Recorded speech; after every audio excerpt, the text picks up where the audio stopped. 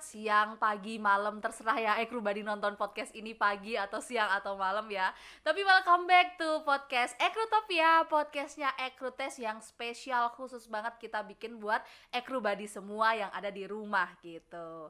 Jadi buat Ekrubadi yang kayaknya belum nonton episode-episode sebelumnya deh, nggak apa-apa, langsung aja lihat dulu episode-episode sebelumnya yang ada di sini, karena pasti episodenya juga nggak kalah menarik dengan episode ini. Tapi kayaknya episode ini episode paling menarik gitu ya di sejarah podcast Ekrutopia, karena di sini kita bakal kedatangan seorang tamu nih yang Ekrubadi juga udah lihat tamunya siapa, tapi aku kan belum memperkenalkan tamunya gitu.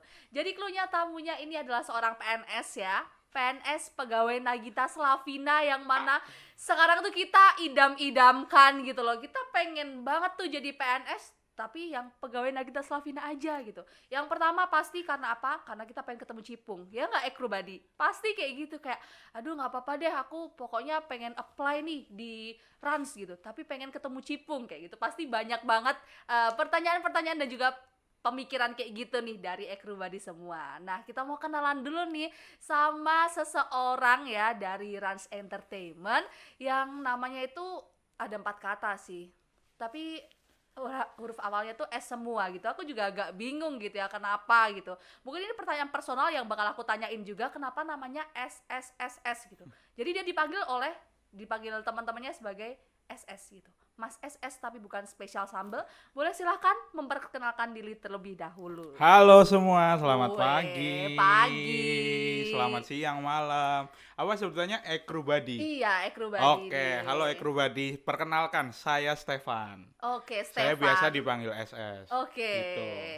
Tapi kan Kenapa? kemarin aku lihat CV-nya nih. Mm-mm. Stefan, Stevi, Stefanus, Sampeoko. Iya. Nah, itu. Kalau sampai aku itu kan marga. Oke, Marga. Nah, Terus kalau Stefanus itu kan Stefanus. salah satu tokoh di Alkitab. Oke. Iya, jadi ngambilnya dari situ. Nah, Oke. Stefan sama Stevinya nggak tahu. Mungkin nemu ya, kayak dapat inspirasi Iya, gitu orang tuanya betul, Mas SS. betul. Wah, Stefanus aja deh namanya Iya, kayak gitu ya. mungkin. Oke. Tapi kita bisa panggil Mas SS ya? Iya, panggil SS aja. Oke, kita panggil SS ya.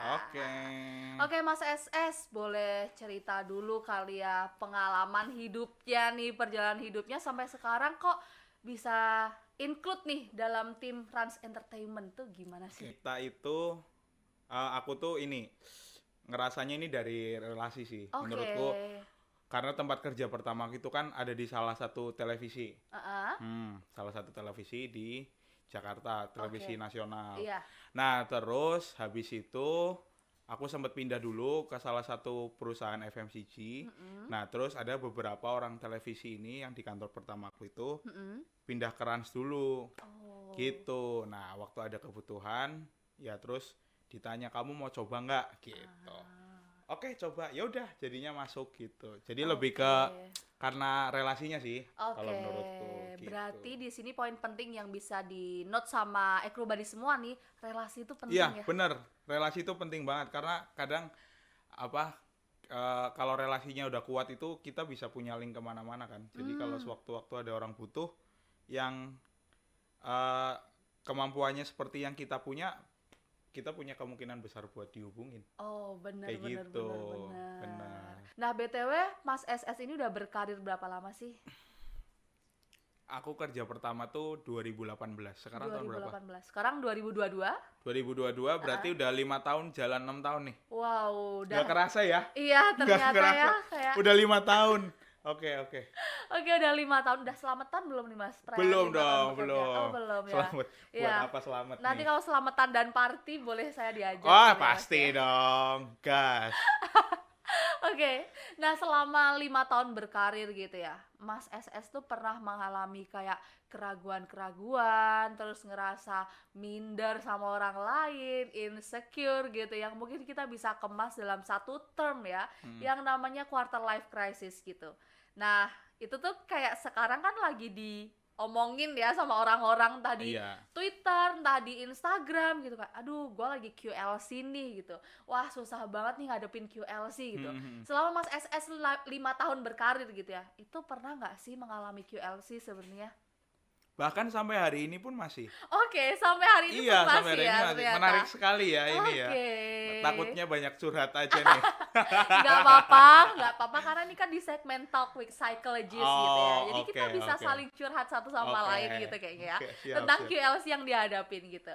Oke, jadi kan kalau misal QLC kan ada yang seputar karir ya Mas ya. Mungkin relationship juga kan ketika kita udah di umur 20 something gitu, kita udah aduh pengen gimana ya bikin relationship yang udah serius gitu dan ke jenjang yang berikutnya gitu. Terus mungkin juga kita ada insecure nih tentang pencapaian orang lain. Betul sekali. Waduh, itu kayaknya banyak banget yang relate nih Ekrubadi, dan Ekrubadi nggak merasa sendiri ya, karena ternyata ada juga loh orang lain yang juga merasakan kayak gitu, pencapaian orang lain yang kayak sekarang kan kita lihat sosial media ya Mas ya. Betul. Itu kan ya yang diliatin orang-orang tuh yang baik-baiknya aja. Betul sekali. Yang happy-happy aja. Betul Kita nggak sekali. tahu struggle-nya apa. Kita jadi banding-bandingin kayak ya ampun dia udah kayak gitu, gue masih gini-gini aja, gila gitu gak sih? Oke, kalau Mas SS nih itu mengalami QLC dalam part apa nih? Entah karirnya atau relationship-nya atau kayak gimana caranya stepping out from comfort zone gitu. Iya. Mungkin hampir di setiap sisi tuh pernah ya. Wah, ini narasumber kita hari ini paket komplit ya Ekrubadi ya. Ternyata udah pernah mengalami QLC di setiap sisi Hampir kehidupan. Di hampir finansial setiap sisi. pernah. Oke, finansial pernah. Relationship pernah. Relationship pernah juga. Terus, Karir pernah. karir pernah juga. Apalagi udah. Udah sih. Oh, Kalau iya, stepping udah. out from comfort zone gitu, pengen keluar dari zona nyaman gitu. Iya pernah sih. Pernah juga ya? Pernah struggle itu. Pernah kalau itu sudah dilewati. Oke, Kalau udah itu dilewati. Keluar dari zona nyaman ya. Kayak gitu. Jadi hampir semua lah. Pernah, karena ya ini menarik sih ya, quarter life crisis ini kayak satu fase yang menurutku panjang banget. Oke. Gitu. Tapi harus dilewatin kan. Nggak iya. bisa terus kita flight gitu tuh nggak bisa. Kita harus fight. Cuman kalau ngomong tuh gampang ya. Misal, wah quarter life crisis harus fight, tahu harus dihadapin. Iya. Santai aja. Ya, dari mulut kayak gitu Iya, ya kan. bener. Kadang juga yang bikin kepikiran tuh atau struggle-nya tuh kadang misal ada temen nih juga curhat tentang karirnya dan segala macamnya. Terus habis itu aku kasih insight nih, gini-gini aja, tenang aja. Kamu tuh punya banyak value loh, gitu. Set habis itu selesai ngomong, aku gimana ya? Gitu loh, sama aja kan sebenarnya kayak gitu. Jadi ya itu namanya fase ya, fase yang harus dilewatin menurutku sih gitu. Jadi ya mau nggak mau.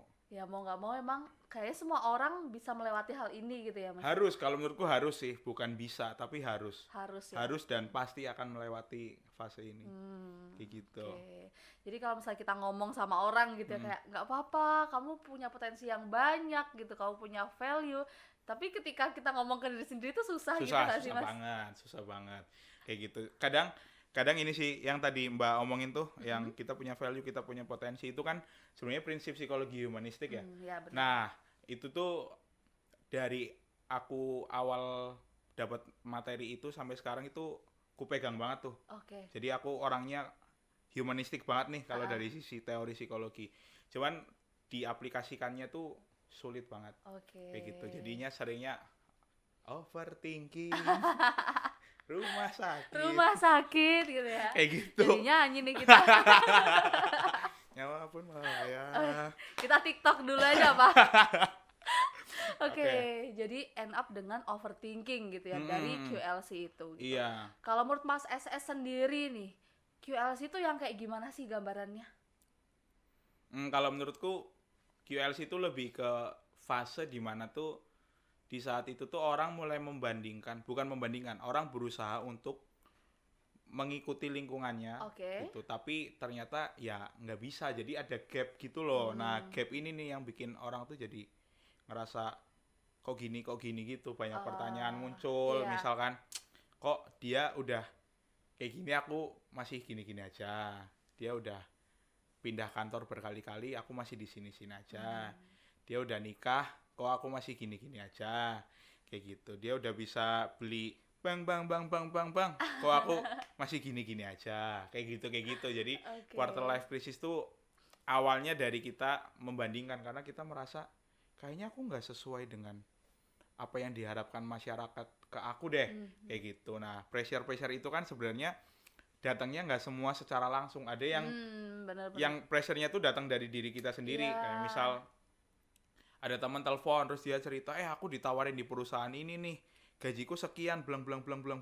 Nah, terus kita ngerasa anjir kok dia udah segitu aja ya, Iya, satu benar. angkatan sama aku, gajinya udah segini, aku masih gini-gini aja. Nah, dari situ tuh awalnya tuh jadi overthinking, jadi aduh aku gimana ya ke depannya ya, bakal jadi apa ya kalau aku di sini terus, nanti karirku gimana ya, Iya. gitu-gitu.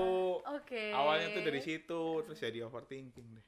Berarti ada kata kuncinya ya Mas ya, membanding-bandingkan Iya, diri kalau gitu. menurutku fase membanding-bandingkan itu nggak puas dengan semua pencapaian kita, Iya. itu quarter life crisis. Membanding-bandingkan diri dan juga ada standar yang tercipta gitu nggak sih? Betul. Nah, tapi sebenarnya standar itu tuh beneran ada nggak sih atau itu cuman ada di pikiran kita doang gitu? Standar yang ada di lingkungan sosial kita gitu, lingkungan pertemanan kita sebenarnya ada nggak sih atau itu suatu hal yang tabu menurut Mas SS? Kalau menurutku standar itu kita sebutnya ekspektasi ya. Oke. Nah, dulu dosenku tuh pernah bilang yang menghancurkan diri kita tuh ekspektasi kita sendiri, kayak gitu. Jadi kalau dibilang tabu, ya nyatanya setiap orang tuh akan menciptakan standarnya masing-masing tanpa sengaja atau disengaja, tanpa sadar atau tidak sadar gitu. Jadi kalau kita lagi membanding-bandingkan itu kan secara tidak langsung kita sedang membuat standar tertentu. Betul. Ya kan? Oh, aku di usia segini dengan lulusan misal S1 sama-sama psikologi dibandingkan sama dia kerja udah 5 tahun, ya harusnya aku kayak dia nggak sih gitu. Kok aku masih segini-gini aja kayak gitu. Lebih ke situ sih. Jadi ya seperti itu. Jadi sebenarnya itu kaitan antara faktor internal dan juga eksternal ya. Iya, betul. Kita dapat trigger eksternal kayak gini nih, terus kita jadi menginternalisasi dan punya standar sendiri gitu. Betul, itu kayak aduh, kok aku masih gini-gini aja. Itu sih pertanyaan yang sering muncul. Pertama, kok aku masih gini-gini aja. Yang kedua, sampai kapan aku gini-gini aja. Terus yang ketiga, aku mau jadi apa nih? Kayak gitu.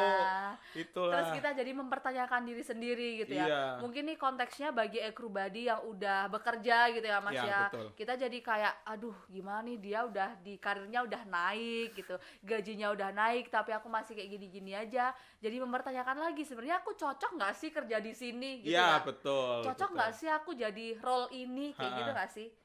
Mungkin buat Ekrubadi semua yang nonton podcast kita ini ya, mungkin nanti buat teman-teman yang lagi proses misal semester akhir mau lulus, nanti tuh fase awalnya di ngelihat teman-teman yang udah kerja tapi kita masih struggle nyari kerja, biasanya kayak gitu tuh awalnya.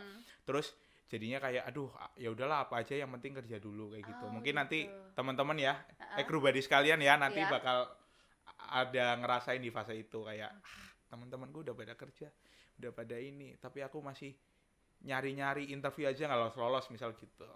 Tapi harus disadari juga bahwa teman-teman yang udah kerja tuh struggle juga, prosesnya juga panjang juga, benar. kayak gitu. Tapi balik lagi ya, karena paparan sosial media kita cuma lihatnya yang enak-enaknya Betul. aja gitu nggak sih sebenarnya. Jadi kita bikin standar yang makin kuat juga gitu loh. Orang udah kayak gitu, gua belum bisa gitu. Iya, betul. Oke, kita balik lagi ke yang QLC tadi ya. Mas SS kan udah cerita kalau dia tuh mengalami QLC di berbagai lini kehidupan gitu. Nah, itu gimana sih cara Mas SS tuh bisa survive dan juga bisa fight gitu ya kalau tadi disampaikan di awal gitu. Caranya gimana sih, Mas? Agak tricky ya. Diinget-inget dulu ya, boleh. Step-stepnya gitu kayak gimana caranya biar Ekrubadi juga tahu gitu. Oh, langkah-langkah yang diambil Mas SS tuh kayak gini gitu. Gini sih, mungkin kalau dalam karir itu QLC yang aku alamin waktu di kantor pertama, karena aku di kantor pertama tuh cukup lama 3 tahun. Oh iya. Nah, di situ tuh ngerasanya triggernya adalah ketika teman-teman yang lain udah dapat kerja, terus kita ngumpul kayak mereka kan ceritanya kerjaan dong. Iya dong, pasti. Kerjaan lah, terus load kerja lah, Iya. salary lah, kayak gitu kan. Nah, terus habis itu sharing-sharing, terus aku udah kerja 2 tahun, 3 tahun, masih gini-gini aja. Dia yang baru masuk udah langsung dapat jabatan ini, langsung gajinya segini, gitu-gitu kan. Tapi di sisi lain, kenapa aku bisa sampai 3 tahun di kantor pertama? Ya nggak bohong lah, pasti nyaman banget dong. Betul, Ya 3 kan, tahun 3 loh. tahun kali nggak nyaman ya kan. Gitu. Nah, waktu itu struggle-nya itu memang karena ya aku harus keluar dari zona nyaman nggak sih? Maksudku kalau misalkan aku di situ-situ terus ya aku bakal gini-gini aja. Kayak gitu. Dan itu kan aku 3 tahun tadi di situ. Nah, itu aku udah kepikiran untuk coba opportunity lain tuh dari masuk tahun kedua. Jadi aku ada struggle setahun tuh. Kayak gitu. Sampai pada akhirnya ya yang aku lakuin sih waktu itu ya udah apply aja. Ya walaupun dalam hati tuh kalau dipanggil interview atau ditawarin sampai offering tuh kayak bener nggak ya aku bakal ninggalin di sini kayak gitu. Tapi memang harus harus dilakukan. Akhirnya aku beranilah untuk ya udahlah, pas ada tawaran ya udah aku mau coba keluar, udah 3 tahun juga. Kayak gitu kan. Nah, cross industry tuh waktu itu aku ke FMCG. Nah, di FMCG tuh ternyata aku selama setahun kan di situ, itu tuh aku ngerasa kayaknya aku nggak terlalu cocok di industri seperti ini gitu. Jadi waktu itu aku punya kesimpulan ya berarti aku lebih cocok ke industri-industri yang mungkin industri-industri kreatif media gitu kali ya. Aku mikirnya gitu. Terus ada tawaran dari Rans yang menurutku masih nyambung dengan kantor pertamaku, ya udah aku coba. Jadi ya melewatinya untuk konteks itu ya mau nggak mau harus berani keluar dari zona nyaman, berani ambil keputusan sih dengan segala risikonya. Bahkan sampai di terakhir aku di kantor kedua tuh di FMCG juga masih ngerasa aduh nggak ada sih lingkungan yang seenak kantor pertamaku, masih kayak gitu. Ya tapi itu resikonya seperti itu. Kayak gitu. Walaupun di FMCG tuh asik juga, belajarnya banyak banget belajarnya. Terus juga karena di sana tuh udah terstruktur, apa-apa udah bagus lah, rapih banget di sana gitu. Cuman namanya feeling kayaknya nggak di sini deh gitu. Terus ya udah akhirnya sebenarnya kemarin keluar dari FMCG pun struggle-nya luar biasa tuh Mbak, karena di kantor keduaku ini di FMCG mungkin kalau aku bertahan di situ sudah aman lah.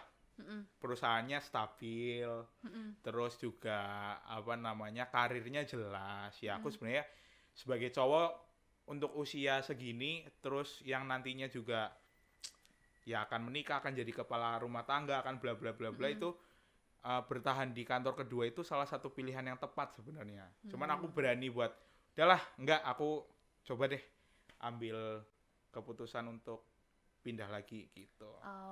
Kayak gitu. Berarti emang kuncinya itu berani keluar dari zona nyaman ya? Iya, berani keluar dari zona nyaman. Mungkin ini ya lebih tepatnya kalau bahasa lebih simpelnya, lu berani melangkah dulu deh, jangan stuck gitu. Berani melangkah gitu ya. Ngomong gampang banget ya. Iya, ngomong gampang banget ya. Pasti everybody di sini kayak ya elah, iya berani. Oke, berarti caranya adalah keluar dari zona nyaman. Ya ngumpulin keberaniannya tuh juga susah. Ya elah, gitu ngomong kan. doang lu. Gitu. Tapi nggak apa-apa nih, kita kulik-kulik lagi gitu ya. Iya. Cara Mas SS mengumpulkan keberanian untuk bisa keluar dari zona nyaman tuh gimana nih? Nah, kalau aku gini, tipenya ini tiap orang berbeda-beda ya, kan individual differences ya. Nah, kalau aku tuh lebih ke pasti polanya pertama mikir dulu sendiri. Overthinking, mikir, set udah lama kayak gitu.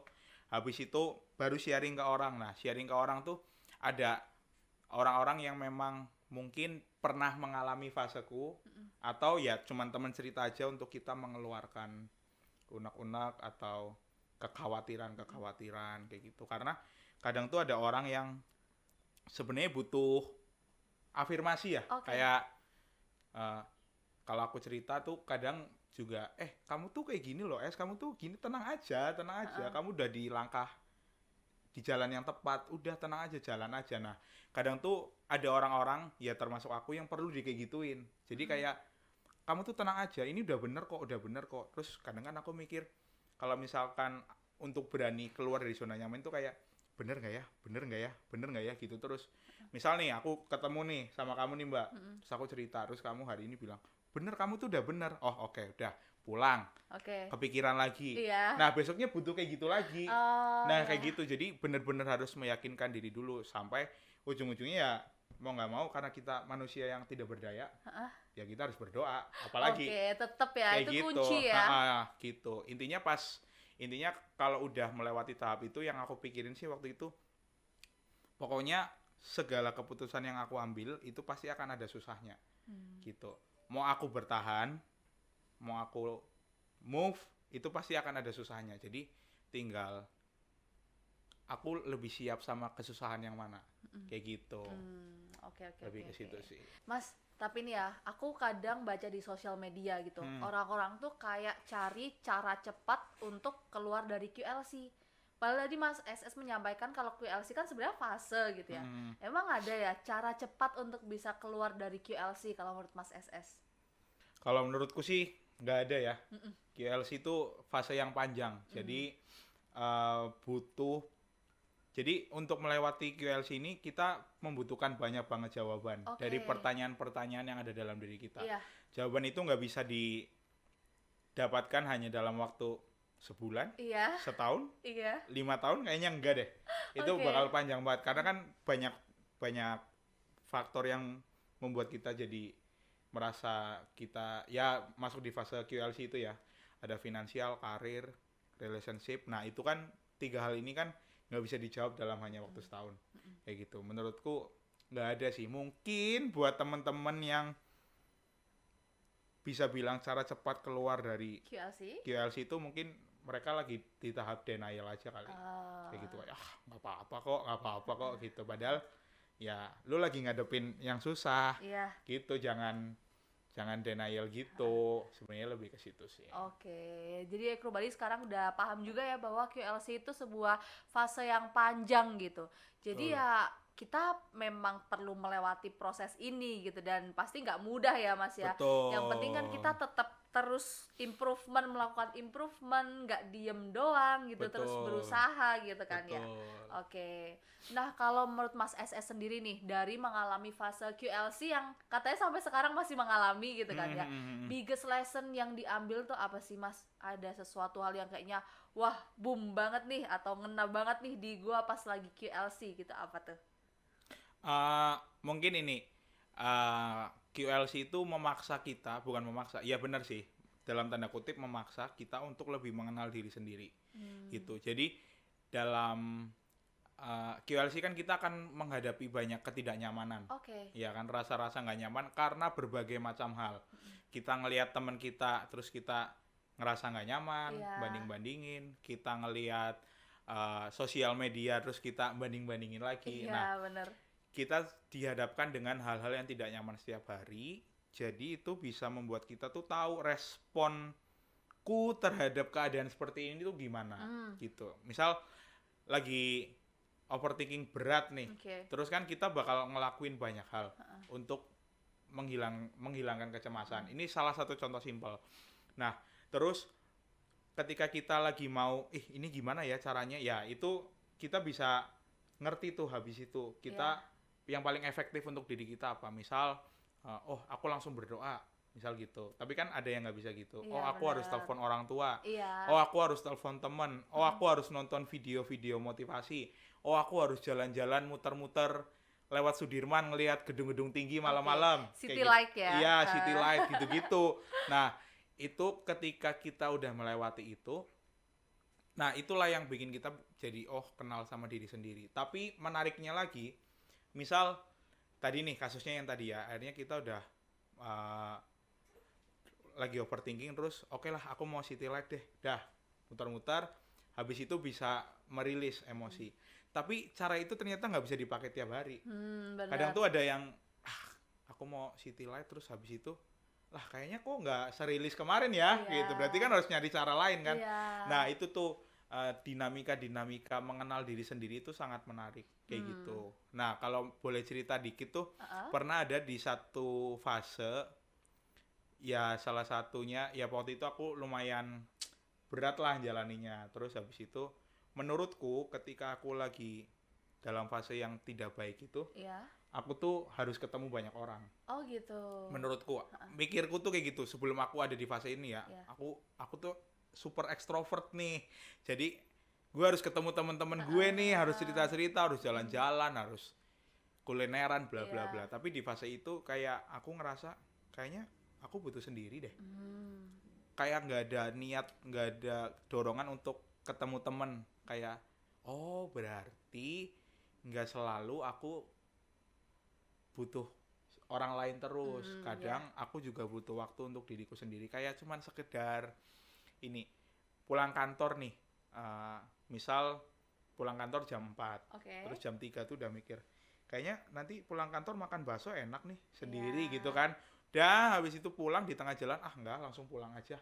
Nggak jadi makan bakso. Udah langsung pulang ke kos. Itu tuh udah nikmat banget buat aku. Waktu itu ya kayak wah bebas banget aku ngapa-ngapain terserah aku. Ya. Kayak gitu, nggak harus tergantung sama orang lain. Oke. Kayak gitu sih.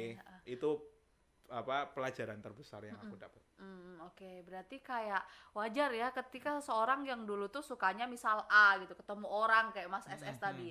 Terus ketika mengalami QLC dia tuh tiba-tiba kayak nggak suka ketemu orang gitu ya Krubadi. Itu berarti wajar terjadi juga ya Wajar perbedaan banget, seperti wajar. itu. Karena kan hal-hal kayak gitu kan juga dipengaruhi lingkungan ya. Oh, benar. Gitu. Jadi ya mungkin pada saat itu posisinya kenapa aku nggak punya daya untuk ketemu orang lain karena mungkin weekdays pertengahan Iya. minggu dan yang kedua teman-teman yang lain kalau mau ketemu kan effortnya banyak banget. Oke. Ada yang di sana, ada yang di sini, terus harus janjian, harus ketemu ini, belum jalannya, belum mainnya, makannya. Nah, itu kan ya itu faktor-faktor gitu kan mempengaruhi. Jadi udahlah sendiri aja gue. Gitu. Gitu, oke. Berarti sebenarnya setiap individu gitu ya harus sekreatif mungkin gitu ya cari cara buat ya istilahnya ketika lagi overthinking biar nggak overthinking itu caranya gimana gitu. Iya, Dan benar. nggak cuma satu cara nggak sih Mas? Iya, nggak cuma satu cara. Itu nggak bisa repeat gitu. Iya. Ya mungkin sekali dua kali oke lah. Ya itulah seni kita mengenal diri sendiri tuh itu. Oke. Karena menurutku semakin kesini tuh yang terpenting adalah mengenal diri sendiri. Karena kadang tuh kalau kita nggak kenal diri sendiri kita akan kesulitan juga ngadepin hal-hal yang misal nggak nyaman buat kita Oke. gitu. Nah yang kayak gini ngomong gampang nih. Iya. Ngomong doang lu kayak gitu.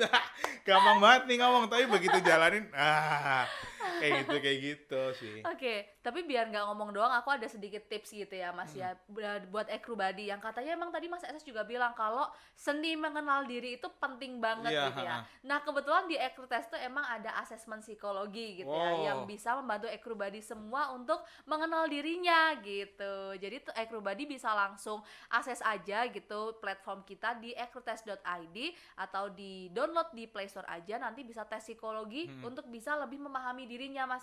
Karena di situ nanti bakal ada hasil dinamika psikologinya yang emang bisa langsung dibaca oleh orang yang abis tes kayak Iya, gitu. itu penting banget sih. Penting ya, Mas, ya? Asesmen kayak gitu. Itu membantu untuk kita mengenal diri sendiri karena kalau di kalau di tes psikologi assessment gitu kan banyak hal yang diungkap. Betul. Kayak gitu. Nah, mungkin hal-hal yang diungkap selengkap itu tuh kita nggak bisa dapetin kalau kita ngobrol dengan satu orang Iya. dan segala macamnya gitu. Tapi dengan satu kegiatan assessment itu banyak faktor yang terungkap. Oh, ternyata gue gini, ternyata gue gini, gitu-gitu. Benar. Penting. Jadi emang penting juga ya untuk melakukan asesmen harus ikut psikologi. Ekrubadi. Harus ikut Harus Ekrubadi. ikut. Buat Ekrubadi yang belum tes psikologi di Ekrutest langsung tes aja gitu ya. Langsung, Karena jangan Mas SS ragu-ragu. aja ngomong sepenting itu gitu nggak sih? Betul, penting Oke. banget. Nah balik lagi ke yang QLC tadi gitu ya Mas ya. Nah menurut Mas SS sendiri ada nggak sih batasan usia orang itu mengalami QLC? Kayak katanya sih itu terjadi di usia 20-an ya. Tapi apakah menurut Mas SS di usia 30-an itu nggak akan terjadi QLC lagi? Atau masih ada kemungkinan? Menurut Mas SS gimana? Kalau berdasarkan riset-riset yang aku coba cari, itu 80-an persen, 85 apa 86% QLC itu terjadi di usia 20 sampai 30. Karena itu usia rentan ya. Jadi mungkin kalau pertanyaannya mungkin nggak terjadi di atas 30 ya mungkin, cuman mungkin presentasinya nggak sebesar yang 20 sama 30 gitu. Karena mungkin orang-orang yang umur 30 itu sebagian besar itu sudah melewati banyak tahap-tahap di Oke. usia 20-an. Sedangkan yang baru masuk 20-an kan itu banyak peralihan ya. Dari mahasiswa ke karyawan, dari uh, karyawan jabatan staf terus naik jabatan, atau dari single jadi menikah gitu. Banyak keputusan yang diambil tuh di usia 20 sampai 30. Jadi itu yang paling rentan kita mengalami QLC. Tapi yang paling penting harus disadari ya itu fase yang harus dilewatin. Oke. Emang Kayak gitu. sebuah fase ya. Iya, fase. Jadi buat Ekrubadi di sini yang kayaknya masih merasa, aduh gimana ya, kayak aku juga kayaknya ngerasa QLC deh gitu. Berarti Ekrubadi itu emang nggak sendiri dan semua orang tuh emang melewati fase itu. Betul gitu nggak sekali. sih? Oke, jadi jangan merasa sendiri ya Ekrubadi ya, karena emang itu satu fase yang emang harus banget kita lalui gitu. Cuman bedanya gimana aja nih kita punya cara untuk bisa menanggulangi krisis-krisis yang kita alami di masa itu ya Mas. Betul. Oke. Kalau dari Mas SS sendiri ada nggak sih tips yang mau dikasihkan nih buat Ekrubadi yang kayaknya lagi mengalami QLC juga nih di rumah? Apa tuh tipsnya kira-kira yang pernah dilakukan? Yang pernah dilakukan gitu. aja ya? Yang pernah dilakukan dan kayaknya kalau di Mas SS tuh works gitu loh. Jadi siapa tahu bisa jadi insight juga kan buat Ekrubadi yang lagi nonton podcast ini.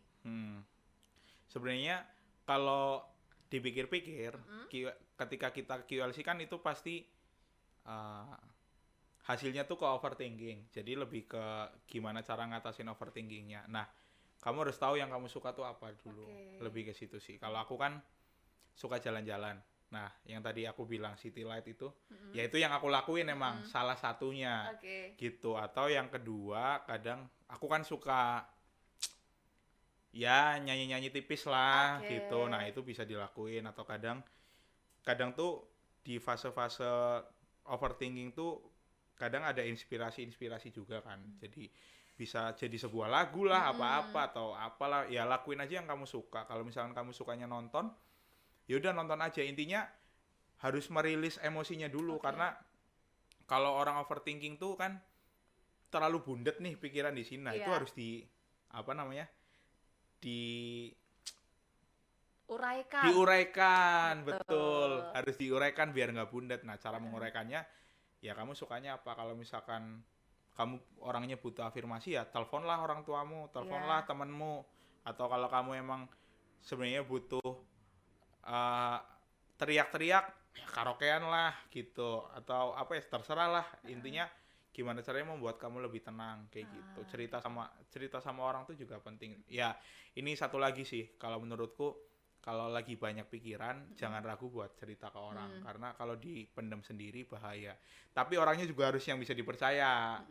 Dan jangan ke semua orang juga kayak gitu loh. Jadi biasanya kan kita di usia 20-30 tuh pasti adalah orang kepercayaan, entah itu di dalam keluarga atau di luar keluarga. Siapapun kita harus bisa belajar untuk mengungkapkan emosi ke orang lain, karena orang overthinking itu tuh sebenarnya dia tuh hanya terjebak dalam satu sudut pandang.